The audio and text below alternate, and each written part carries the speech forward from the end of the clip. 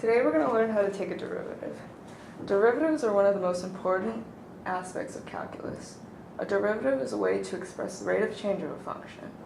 Additionally, on a coordinate plane, the slope of the tangent of a function at a certain point happens to also be the derivative of that function.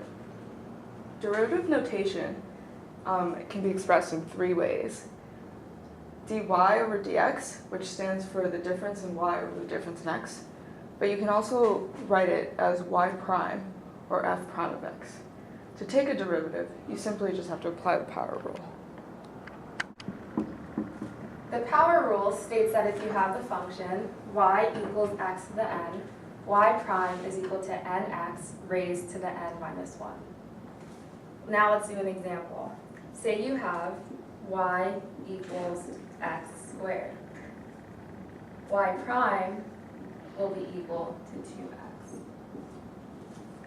If the original function has a coefficient c, y prime just becomes c nx raised to the n minus 1.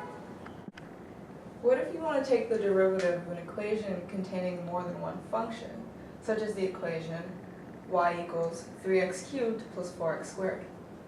So in cases of addition and also subtraction, all you have to do is apply the power rule to each individual term. So in this case, y prime would just be equal to, as normal, the coefficient times n, and x raised to n minus 1, which is squared in this case.